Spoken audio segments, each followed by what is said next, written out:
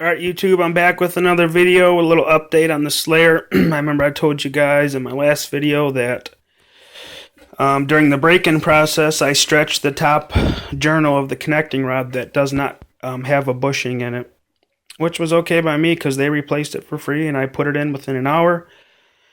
And just to let you know, everything worked out beautiful.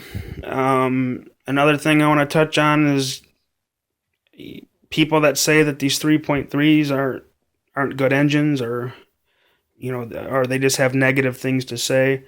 I gotta be honest with you. This thing runs flawless. I mean, it's just perfect. I've got the same glow plug in there that I broke it in on, tuned it on, and then ran probably 5 or 6 tanks tuned. And I took it out, and it looks like brand new. It's like I never even used it. It's still shiny element. The glow plug is nice and oily, and it's got a nice, nice like a tea color to it. Obviously, I mean, I consider myself an expert tuner. There's a lot of things that go into tuning when you're trying to find optimal performance.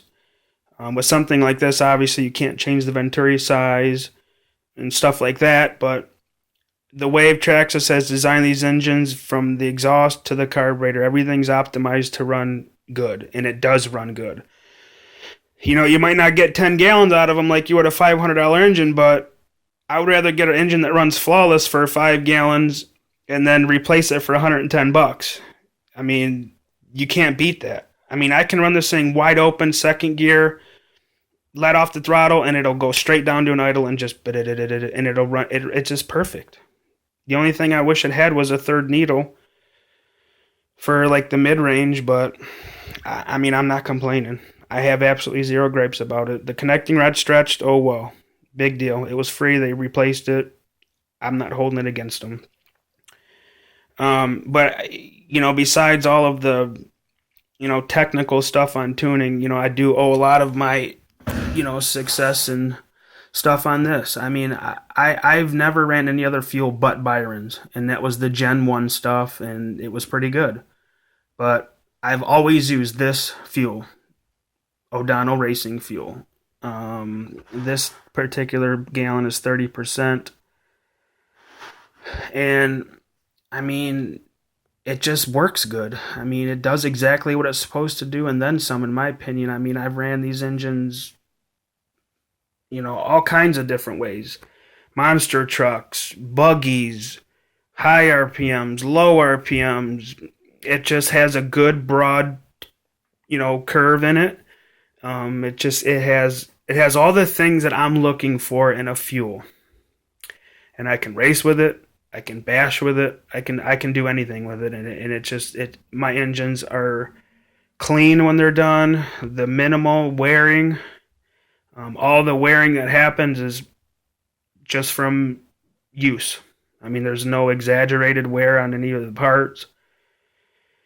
So, I mean, a lot of your tuning and a lot of your issues with durability and stability and temperature and tune is going to be related to your fuel and your glow plug.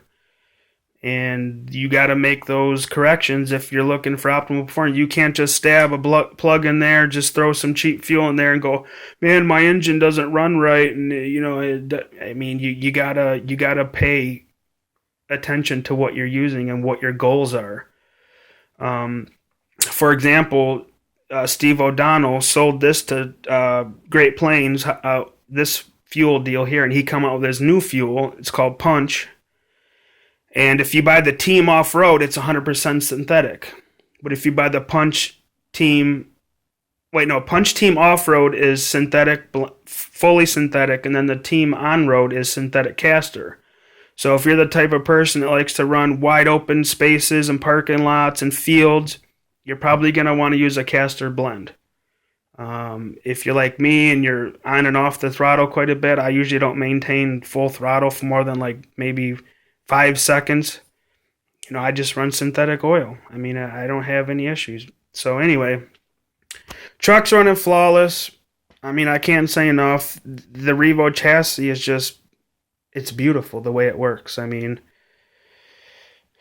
when everything's set right and I mean, this truck is just fun to drive. It does exactly what it's supposed to do. I've had really good time with it so far. I mean, it runs good, it drives good. What I like, the brakes are awesome. They got that friction material on the brake pads, and they're so smooth and consistent. This yeah, obviously I've upgraded the radio and the servos, so I mean everything is really really good. I mean this is like top notch. I mean that's just my opinion. I've really had really good fun with this thing so far. But you gotta pick and choose what you want to use and what your goals are. But the only issue that I did have recently was the truck was like just randomly it would start like pulling to one side or the other, and I'm like, man, what the hell? I thought there was obviously something wrong with the servo. That was my first inclination. So I was scrolled through the menu on here, and if you go through the menu, there's a setting, because you guys got to bear with me because I've never had one of these and didn't really dig too deep on what it was all about. But anyway, if you come in here, there's a system menu, calibration. On the wheel, the one that says wheel, it was jittering. You couldn't get a distinguished number out of it because it would flicker so fast, but it was flickering. It wasn't staying just like it is now, flat zero.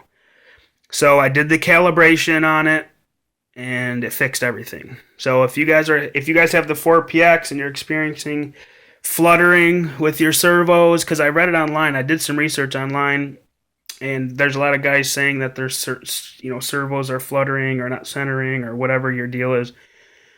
You might want to come into your radio and do the calibration. You turn both ways fully and then full throttle, full brake, and then it just calibrates itself. And I did that, and the numbers are, they're not, jumping around. I think too, if you have see how it's got those bars, like a bar graph in there, sometimes those will jump around too if you're having issues too. But I fixed that issue. No more issues. It runs perfect. It's not pulling to one way or the other. It was just doing it randomly. I couldn't figure out why it kept doing that. But I figured it out. So, update. Slayer's running perfect. Flawless.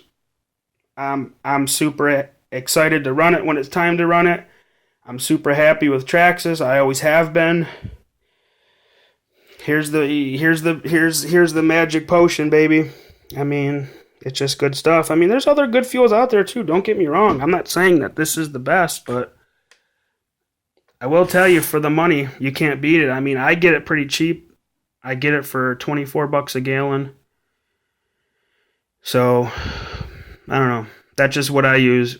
I like to let people know what kind of fuel I use, because I've met some people in the hobby. They're good people. They like cars and stuff, but they just don't, have that knack for stuff. They just kind of try stuff, and if it works, they keep using it. They don't really know how it works or why it works that way and stuff. And I figured out a lot of this stuff over trial and error over the years. You figure this little stuff out, buying different things and trying different things. And, one of the most important things that you're going to buy in your pit bag is going to be the fuel you're running.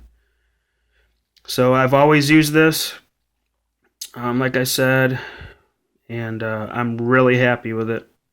Really happy with it. I don't think I'll ever use another fuel unless I happen to run 8-scale nitro on-road, which probably isn't anywhere in my future.